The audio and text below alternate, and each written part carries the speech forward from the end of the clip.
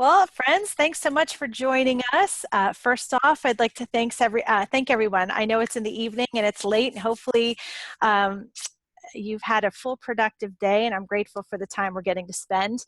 It's Thursday, June 21st, 2018, and I'm Melissa Rao. I'm the Senior Program Director for Leadership at Episcopal Church Foundation. And with us tonight is Mary Kate Wold, CEO and President of Church Pension Group, who will be answering some frequently asked questions, especially in relation to our upcoming General Convention. Speaking of General Convention, if you're planning on attending, we would love for you to stop by ECF's booth number 935 in the exhibit hall.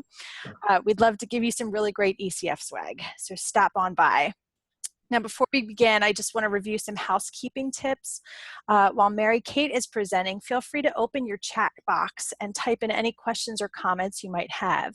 We'll have time at the end to field questions that weren't otherwise answered. And folks who are tuning in via Facebook, feel free to ask your questions in the comments field so your questions are also included. So without further ado, welcome Mary Kate. Thank you. Well, I'm delighted to be here this evening and to be able to talk to all of you. One of my favorite things about my job is being able to talk about the work that we do, and then also to get out into the church. So having this virtual opportunity to talk to the people whom we serve is really a wonderful thing. And it's a great way to celebrate the first day of summer and the longest day of the year. Why not an Easter? So thanks all of you for staying late and extending your work days to listen in.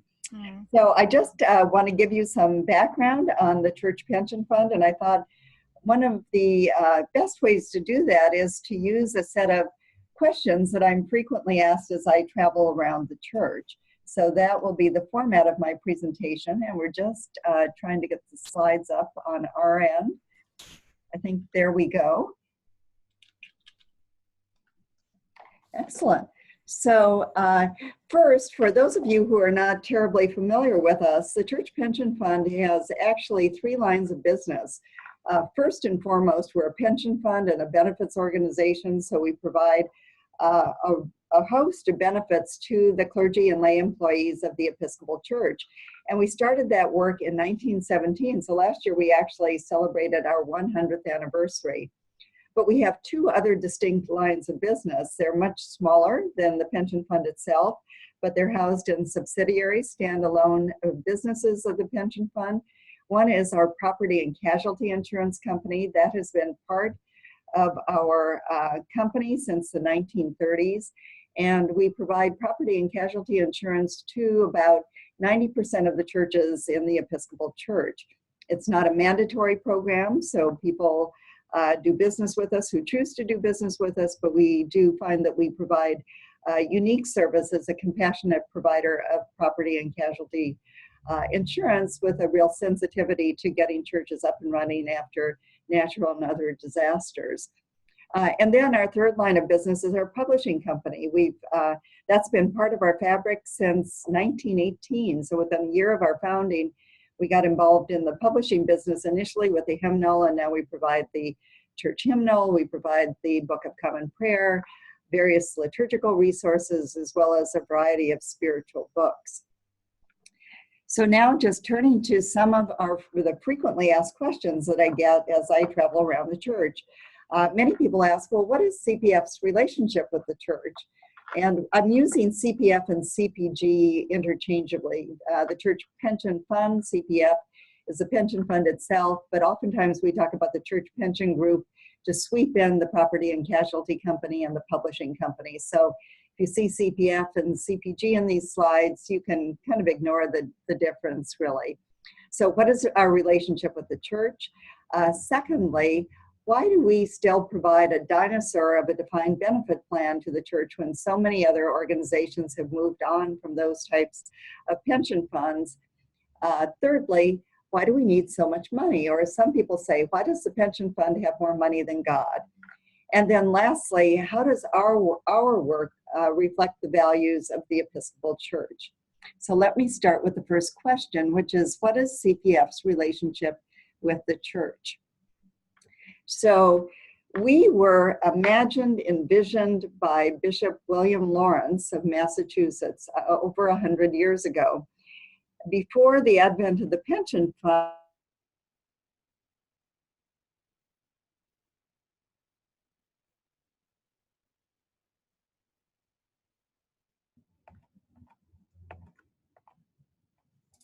okay, my apologies to everybody. We I guess lost power, and all of a sudden our screen went blank, and I guess we went to radio silence. So uh, tremendous apologies for everybody. And I'm going to pick up on the slide that I was had just started on. And this is a question that a frequently asked question about what is the pension fund's relationship to the church. And so we were imagined by Bishop William Lawrence of Massachusetts more than 100 years ago, and he was very concerned about a serious problem in the church at the time, which is that many clergy were retiring into abject poverty, or sometimes even worse, they could not even retire. They had no resources with which to retire, so they were essentially dying in the pulpit. And there were many organizations, philanthropic organizations, that tried to fill the gap and set up special funds for clergy, but that was sporadic and not a sustainable model. So the audacious vision of Bishop Lawrence was that there would be a mandatory pension fund for Episcopal clergy so that they could have dignified retirements. And he started on a crusade to talk about that around the church in a general convention. General Convention commenced a study in around 1910. And finally, in 1917, by Act of General Convention, the pension fund was established. And to this day, General Convention has tremendous influence over CPG. Number one, General Convention could choose to change the canon by which we were created. So if we were not responding appropriately to the needs of the church, conceivably, General Convention could remove our mandate going forward as a pension fund. That's never happened, and hopefully not under my watch. But that would be a lever the General Convention could use if the pension fund were not sufficiently responsive. Secondly, General Convention actually elects 24 out of 25 of our trustees. I'm the 25th trustee, but each General Convention, 12 trustees are up for election. So again, General Convention has the potential to significantly influence the work of the Church Pension Fund through the selection of trustees. And at the same time, we were formed as a separate New York corporation, and that means that the trustees, once they're elected as trustees, end up with fiduciary duties running to the pension fund and therefore to our beneficiaries. So to that extent, there's an element of independence in that the management and the trustees of the pension fund have to act with the best interest of the beneficiaries in mind. So that gives us a really unique balance of influence of General Convention, responsiveness of the pension fund to the needs of the church, and at the same time protecting the assets for participants, a structure I think that has worked extremely well for the pension fund over the past 100 years.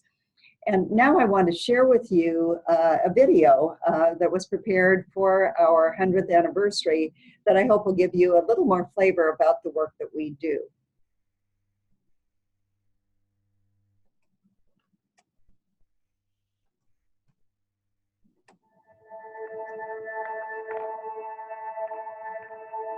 Bishop Lawrence was a truly inspired and dedicated individual, and it was that inspiration and dedication on which this audacious dream of the pension fund was founded. Bishop Lawrence traveled from parish to parish around the country to get broad support, both politically and financially, for the pension fund.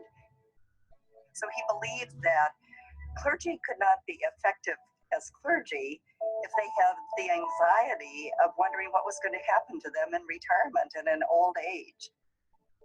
Retirement benefits for clergy had been viewed as a form of charity, and the clergy had to rely upon the communities in which they lived, the churches that they served, and their friends and family.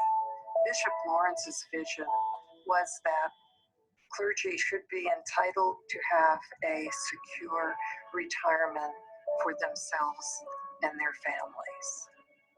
And then in 1917, we opened our doors for the first time.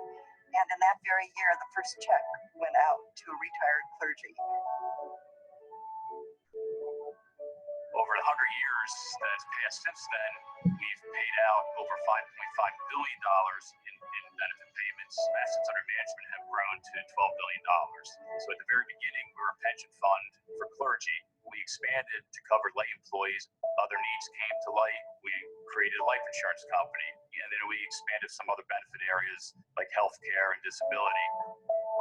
We're making 25,000 transactions, and we're dealing with over 9,500 churches and other church organizations. We entered the publishing business, and the publishing company makes available all the liturgical materials to the church. We also entered the property and casualty insurance business because the church is not only the clergy and people who work in the church, but there's a lot of connection to the buildings. We have a moral directive to serve our clients' needs. So back in this past August, an unnamed tropical depression came up from the Gulf. 90% of people had lost their homes, their businesses. All of their buildings had been flooded. All of their stuff is out on the sidewalks. The floors are ruined. The organ is ruined. It's a small church. And we go and we sit in this flooded building. The member of their community who had been overseeing the insurance piece, he had this look of complete relief on his face. And you're looking at him thinking, how are you looking like this in the midst of so much destruction? His home had been flooded. And he said, I have never experienced the type of professionalism and responsiveness as we have through church insurance. To be able to provide that type of responsiveness and comfort and pastoral care in the midst of so much destruction was extraordinary. And so as we sat there with mold and water, and there was so much hope. I see the challenge continuing to be understanding and responding to the changes in the demographics of our church and its clergy. The church has changed a lot since 1917, and one of the most exciting things is we now have female clergy. We're seeing far more part-time roles instead of full-time roles. Bivocational, people have 2 or more different careers. We find people being ordained later in life, so shorter careers. Our goal is to be out in front of those changes. And all of that presents challenges for the pension fund, where we have to think about the benefits we provide to clergy in a different way. The work of the church pension group is to take care of the clergy so the clergy can take care of the people and do the work of the church. And I found that profound and quite moving. If we can relieve people's tensions about important issues at home, like insurance and pension and those kinds of things, they are truly free to do the work of the church, the work of God in their place. Our core values are professionalism, compassion, and trustworthiness. Those have served us very well over the past 100 years, and I know they're going to serve us well in the next 100 years. What CPG at 100 needs to be is stability in a sea of change. Change is exciting, change is stimulating, change means opportunity to me, but there have to be solid beacons in the midst of that sea of change that help us navigate. And so I am thankful for the lighthouse that the Church Pension Group is.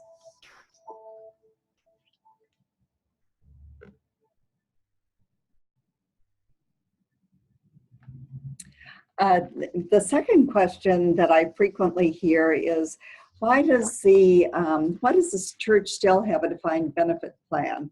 Isn't the world moving to defined contribution plans? And aren't we a dinosaur? Isn't CPG a little stodgy that they still maintain a defined benefit plan for clergy? I find that most people, unless they're nearing retirement, often don't know the difference between a defined benefit plan and a defined contribution plan, and I certainly would have put myself in that position. So I thought it might be worthwhile to just with this slide as an example to just give a brief tutorial on the difference between defined benefit plans and defined contribution plans. Now, please know that all of our clergy by mandate are in the clergy pension plan, which is a defined benefit plan. And most of our lay employees are in defined contribution plans.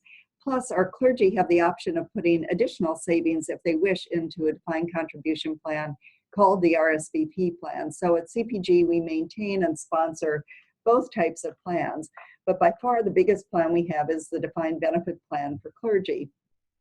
So what is a defined benefit plan? Well, it's exactly as the name would suggest.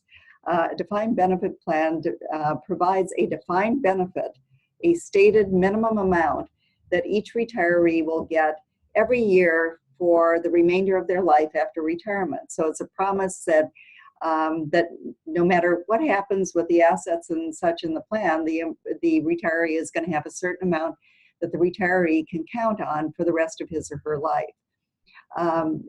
Given that, the plan assumes the investment risk. So monies come into the plan. You can see the money coming in from institutions into the piggy bank here. The plan invests those monies and then uses that investment fund, in essence, to fund the promise that has been made to the participants in the defined benefit plan. In that way, the plan assumes the investment risk. If the plan has some years of bad investing, the promise still stands. And the plan also assumes the longevity risk. So whether someone lives for 5 years past retirement or 35 years past retirement, the same promise of that pension check remains. Compare and contrast that with defined contribution plans. And you might know those more as 401k plans, 403b plans in the church. Under those plans, the employer again puts money into the plan, but that money is assigned to a specific account for the employee, and the employee is given a menu of investment options from which to choose, and then it's up to the employee to invest while the employee is actively employed. So does the employee put money into fixed income or equities or a combination of the two? Depending on the investing prowess and luck of the employee, there'll be a certain amount in the account when the employee retires. So if the employee invested very well, that amount can be relatively large. And if the employee did not invest particularly well, that amount could be a disappointing amount. Whatever that sum actually is, the employee then has to decide how long am I likely to live in retirement, 5 years or 35 years, and therefore over what period of time must I make this amount of money last? So as you can see, from comparing a defined benefit to a defined contribution, with a defined contribution plan, the risk of investing is transferred to the employee from the employer, and the longevity risks, the number of years someone survives after retirement, is also shifted to the employee. So there's some very distinct advantages of having a defined benefit plan over a defined contribution plan. And we've studied this extensively at the pension fund, and frankly, our conclusions are very much common conventional wisdom in the retirement industry. And that is, with the same amount of money going into the plan, we can provide a superior benefit with a defined benefit plan that can be provided under a defined contribution plan. So whether the church continues to give us 18% assessments for clergy, or if that amount were up to 24%, or if it were reduced to 15 or 12%, whatever that sum of money coming in is, we can provide a better benefit with a defined benefit plan. So then you ask the question, well, why is everybody moving away from defined benefit plans? And the answer is that indeed is the norm in corporate America. But the reason oftentimes has little to do with what is beneficial for the employees and what is better for the financial statements and published financial statements and therefore the stock price of the companies. So with defined benefit plans, there's an increase in liabilities on corporate balance sheets that must be reported to shareholders, and that can be avoided by moving to defined contribution plans. So not to say that that move is a bad thing, but it's really not typically to provide additional benefit to the employees. And for that reason, we feel blessed at the Church Pension Fund to be able to sponsor and provide to our clergy a defined benefit plan. So hopefully that tutorial was informative, and I'd like to move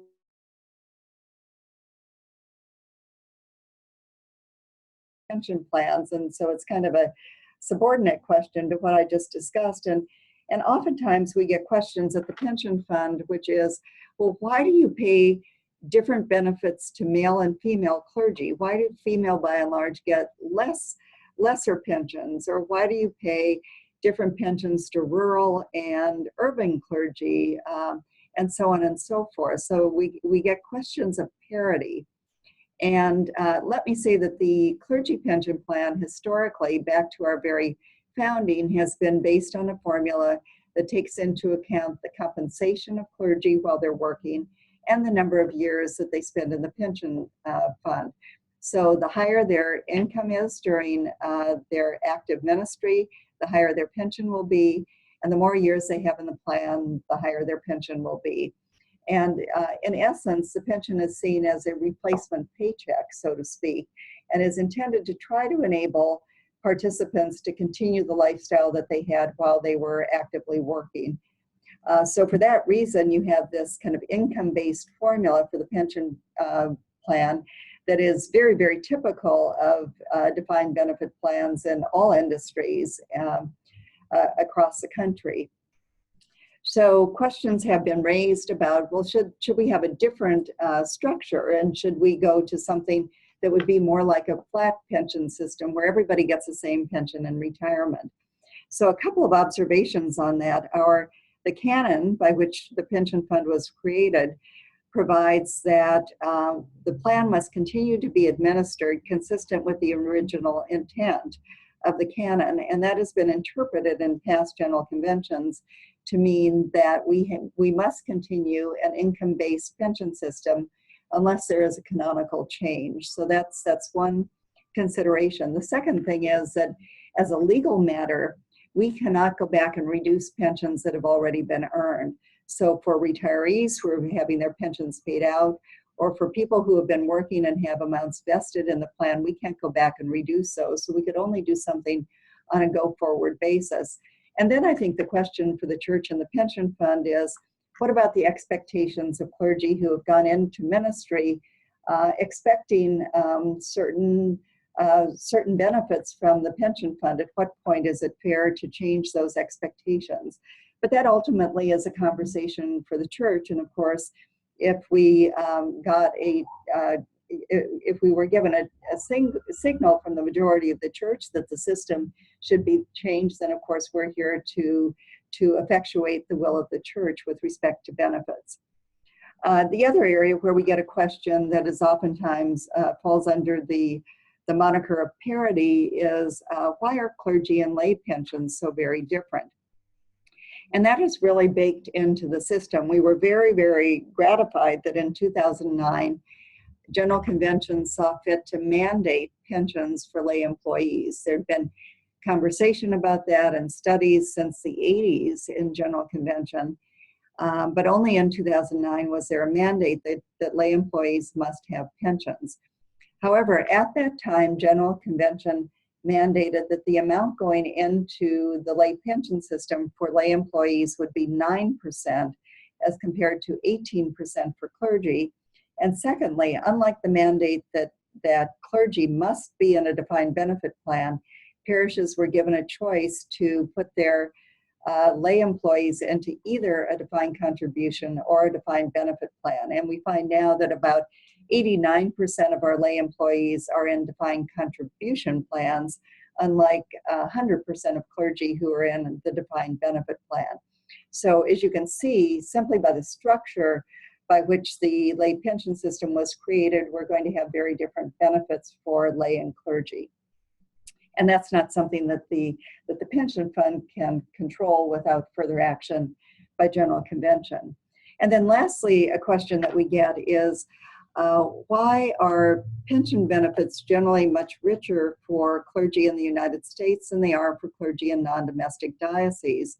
And we've recently completed a very extensive study of benefits paid to clergy and lay employees in the non-domestic diocese, and that will be available for everyone's viewing on our website within the next few days. What we determined was something we already knew, which was the formula for benefits for non-domestic clergy are actually much more favorable than those for domestic clergy. And so in other words, our clergy in non-domestic dioceses in retirement get a higher percentage in terms of a pension check of their active compensation than do clergy in the United States. In fact, clergy in non-domestic dioceses who have many years of service get close to, if not more than, in retirement they were being paid while they were actually working. So that's quite unheard of in a pension system. Nevertheless, what we find is compensation is very, very low relative to U.S. compensation. So given that pensions are a percentage of active compensation, the actual amount of pensions can appear very low. So the formula is generous, but the actual amount is low compared to domestic clergy. So the third question that I frequently get is, why does the pension fund need so much money? And let me respond to that with a picture, which oftentimes paints 1,000 words. This slide is based on 2017 numbers. They're a little bit different than the numbers you heard in the video I just played, which was prepared about 18 months before we prepared this slide. So the numbers have changed slightly over this time, but this shows numbers at the end of 2017. Right now, the pension fund has about, and I'm using just the clergy numbers to keep this simple, but right now we have about $13 billion worth of assets in the clergy pension fund. Assessments coming into the fund from employers, parishes, and other institutions in the church is about $90 million. But then travel over to the right-hand side of the slide and you'll see that we pay out more than 5 times the amount of assessments every year. And so somehow that gap has to be closed. And the way we do that is through really excellent investing and robust returns on the portfolio. So dividends, interest, and capital gains are necessary to close that very huge gap between the amounts that come into the fund via assessments and the amounts that are paid to clergy in benefits each year. And our investment team is the group that sees to us being able to keep our promises in that regard. So how do we determine that we're actually going to be able to live up to our promises to fill that gap and to not let people down with respect to their expectations to receive their pension checks every month? Well, we go through a very sophisticated process of stress testing the fund every single year. We use outside consultants as well as our internal experts. And starting with our annual report, you will soon, within the next week or so, see our annual report, and you'll see financials. And those are required by generally accepted accounting principles and by the regulators to be in our annual report. And they're very simplistic, I have to say. They paint a picture of what the value of our assets are at a point in time, in the case of our financial statements, March 31st, and they show what our liabilities are at that time. But those financials, although somewhat informative and required by regulators, are essentially useless when it comes to planning and trying to foresee the future. So we put those financials aside and we start all over with a much more sophisticated financial picture. So we look at a variety of assumptions, including how many new entrants we're going to have coming into the plan, the longevity of the pension fund. So I was talking to a priest last week whose son was just ordained at the age of 25. And he said, I hope you're going to be around for the next 75 years to take care of my son. And we think of it that way because we have individuals who are currently participating in the fund who are going to be with us for decades into the future. So when we think about the financial strength of the fund, we don't think about the next 10 years or 30 years or even 50 years, but we look far out into the future to think about whether we have enough assets in the fund to be able to honor the obligations that we have entered into and assumed. So not only do we look at how many new entrants will we have coming into the plan, the assumption that we're going to be here for decades, assuming the church continues to give us that mandate, but we look at what happens in the financial markets, future market volatility. And we have a lot of experience with that because ratchet back to 2008, we lost about 30% of the value of the assets in our portfolio, or about $3 billion worth of value in a matter of months. And we've recovered from that, but we know that those financial crises are going to recur, and they'll recur over and over again over the next decades. So we need to be sure that we have enough assets in the fund today to weather those storms. So we run about 10,000 different scenarios each year, looking at different patterns of inflation and different occurrences, including financial crises in the markets.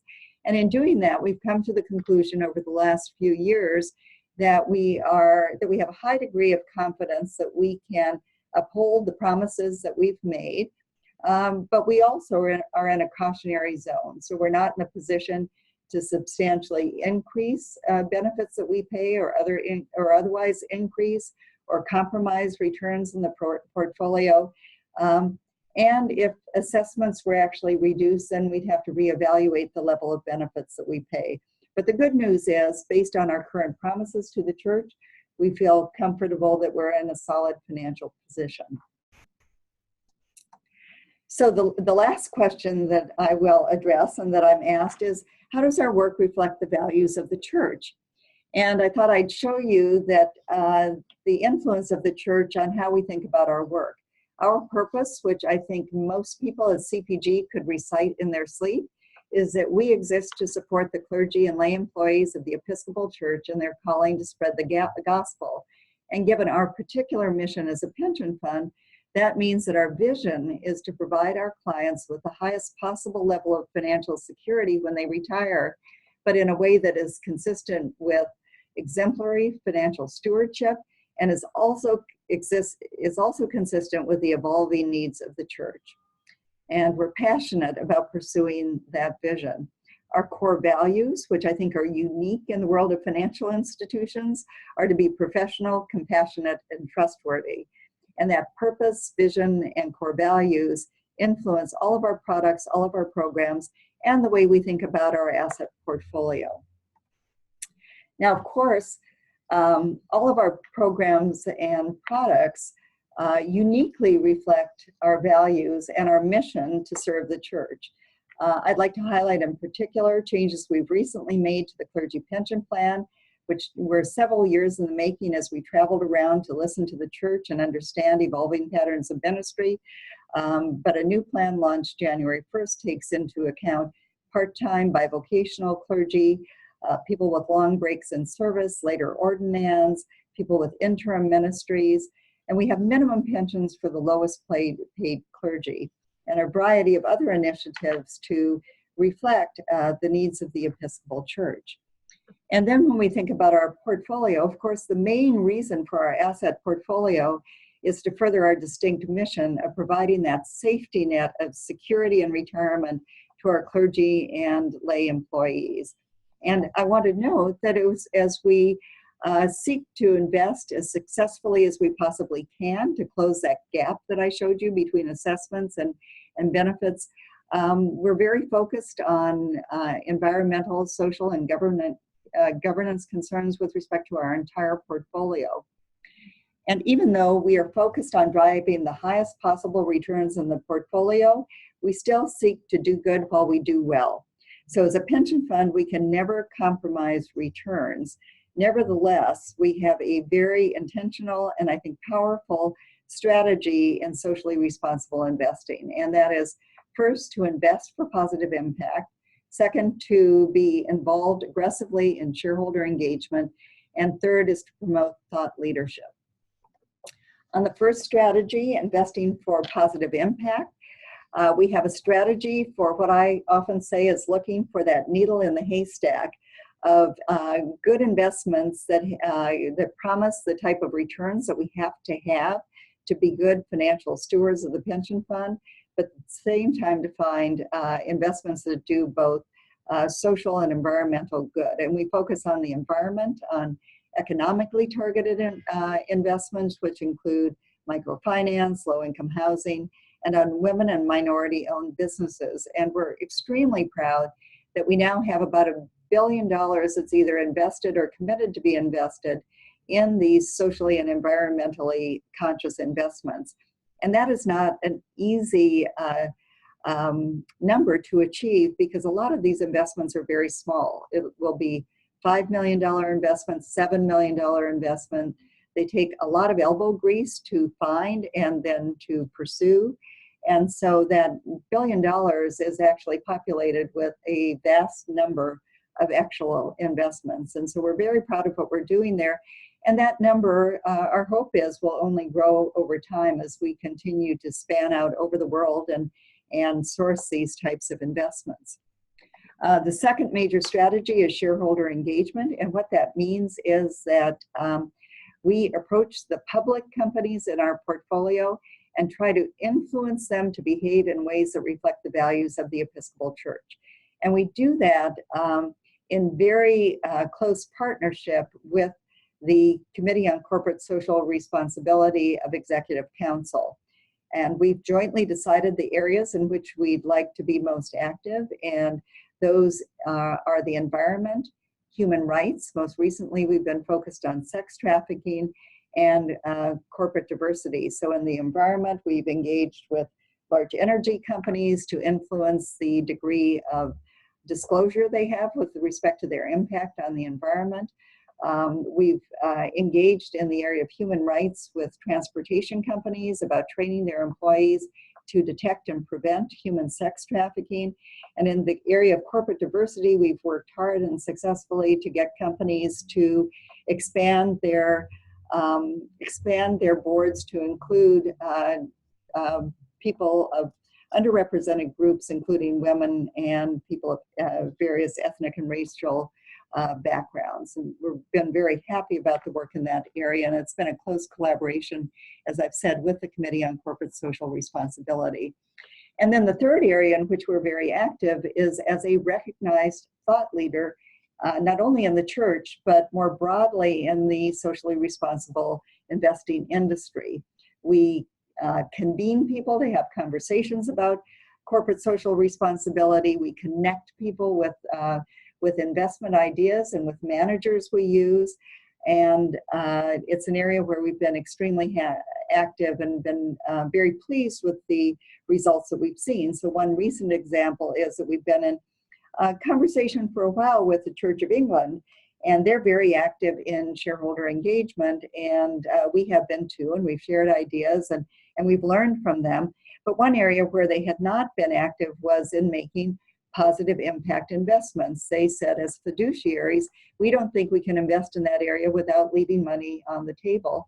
And we were able to show them how we've been successful in doing that. So two of our investment team were invited to their winter board meeting to talk about the work that we do in this area. And the upshot of that board meeting was that the board decided to allocate funds for a position for an employee to actually do the work that our people do, which is to go and source these great investments. So I know that we'll be having ongoing conversations as we help introduce them to our managers in that area.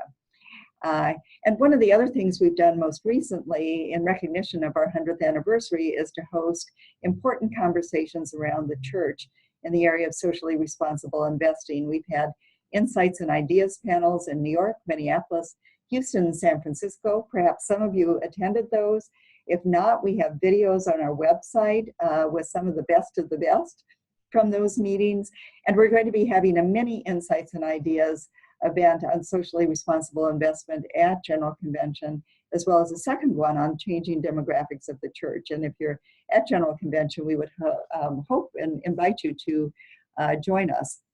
So now I want to just show you brief film on one of the important investments we've recently made in the area of socially responsible investing.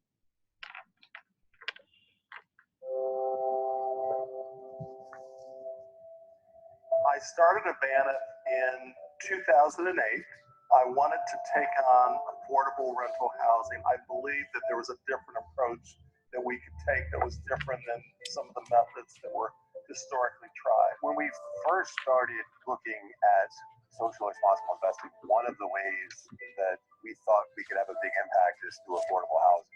Northpoint is a typical property that we targeted, which were affordable workforce housing in markets that have been traditionally underserved by institutional capital. Something that makes me very proud about this investment is just walking around and seeing the quality of the building, and that you would never know that this is an affordable asset. This would stand up against any property in this area.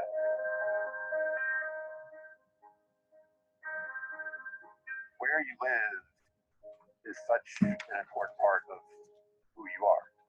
And if you can be proud of where you live, it makes such a big difference in your life. The Northpoint apartments are located in a low to moderate income community in Long Beach. You would think that when you come into Northpoint that you've entered into a high middle income community where there's a beautiful pool, there's a basketball court, the kids are having a wonderful time because they feel a sense of safety. Most of our residents work in the area. They work very, very hard. And our dream was to really create something here that supported their efforts in pursuing the American dream. I am a single mom with 3 kids. I'm the first in my family to go to college. I'm the first in my family to finish high school. And I also have a BA in liberal studies and a minor in math. And I work with special ed kids. Abana has several communities that have after-school programs. All the parents love this because their kids are going to a place that's safe, that's supervised, where the kids are focused on homework. My job may run over because I take care of disability kids at their home, so the hours vary from time to time. So just knowing that they can get off the bus and go to the program and then stay there till 6 o'clock and they get all the homework help and they play and having stuff, it's a great feeling. We have an after-school program that we offer here at Northpoint. The after-school program certainly teaches reading, writing, and arithmetic, but it also deals with a person's self-esteem. What we must do is instill in them a can-do.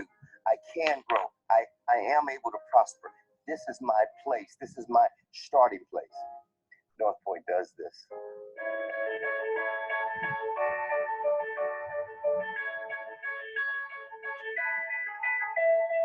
This is not just about making money for the sake of making money. It's about providing good benefits for the clergy, but also about making sure that what we're doing with that money is actually making a difference in people's lives. And in fact, we have been able to prove that if we take care of our residents in the best possible manner, and if we try to make a positive impact on the community, that the returns do in fact come with that.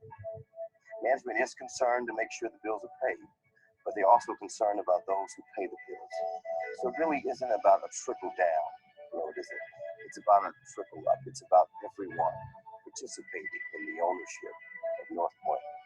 What I'm most proud about at Northpoint is that it's gone from being a place where people had to live here to where they now want to live here. Well, I like everybody here, all the maintenance people, all the office people. They've been really nice to me since I've been here, so I kind of really love them. I feel real safe here. We really want to prove that you can make money while doing good. And the more that we can prove that, the more it will attract other capital, the more people will get involved in these investments, and it will just have a positive, virtuous cycle, snowball effect that will really help make a huge difference in the world. Van has created an environment, a social environment where people feel safe, where people feel respected, where people feel at home. I think that's what everybody's looking for. Whether you live in a low to moderate income community or a wealthy community, we all want to feel a sense of safety. We want to feel a sense of respect, and we also want to feel appreciated. That's what you feel when you walk into Northpoint.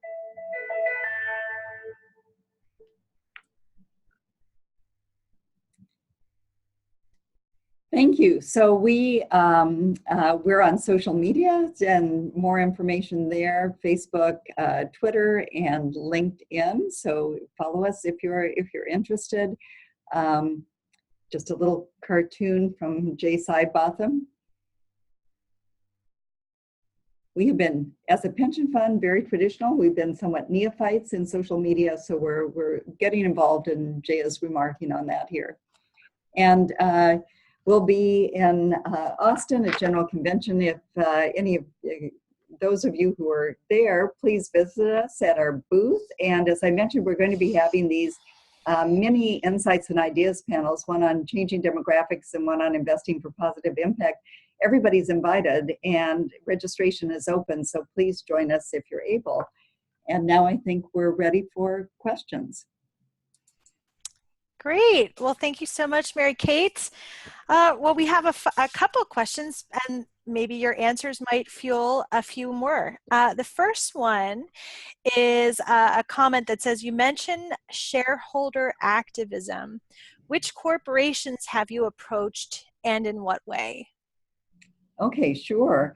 So our goal when we are involved in shareholder engagement is to have conversations with companies. You know, the heavy-handed approach is to try to get a resolution on the proxy statement for shareholders to vote on.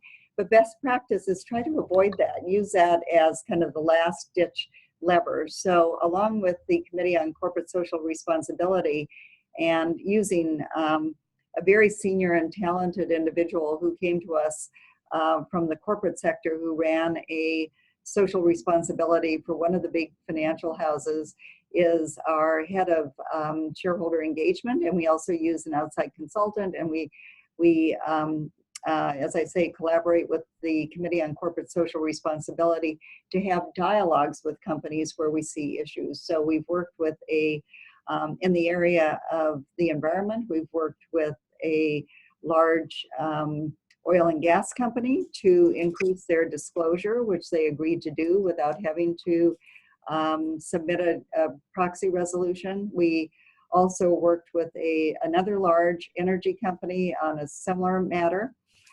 When it comes to the sex trafficking, which has been our focus in the last year, we worked with a major airline household name to get them to enhance training for their employees.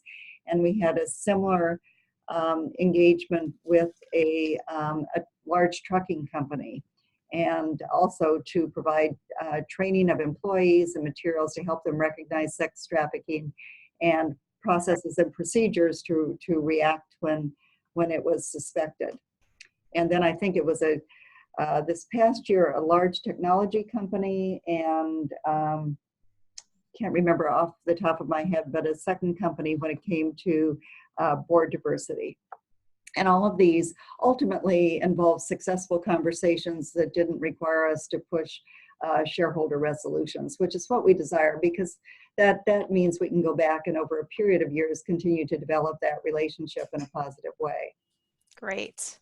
Okay, and the next one is, are there any motions or resolutions that may affect CPG in any way at this general convention? Oh my goodness, there always are.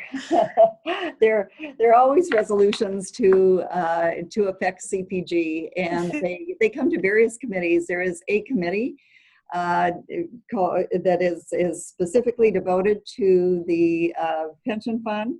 That has a few resolutions now. There is one to provide a narrow opt-out to the denominational health plan in the event that we were not to have multiple choices for insurance plans in a particular diocese.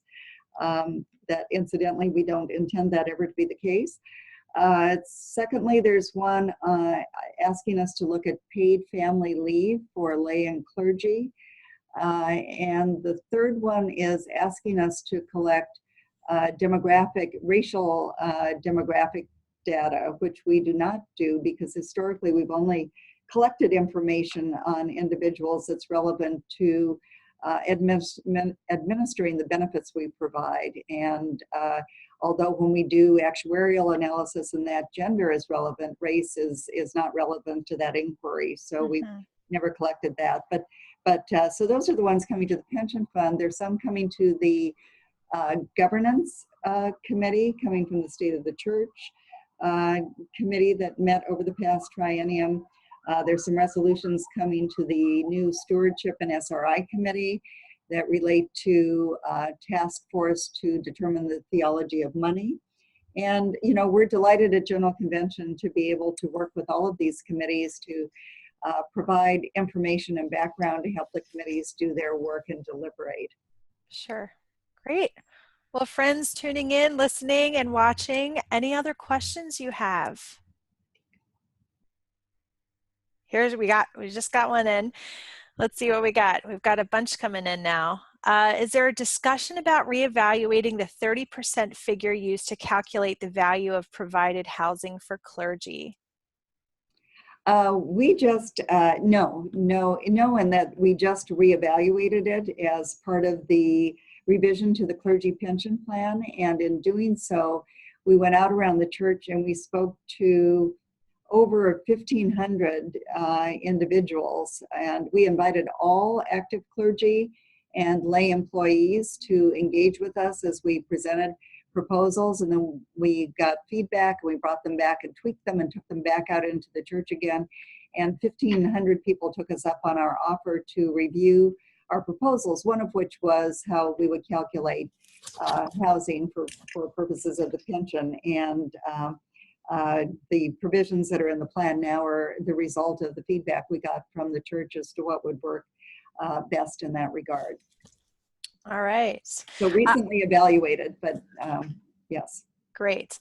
Another question. It seems all defined contribution plans publish their holdings annually.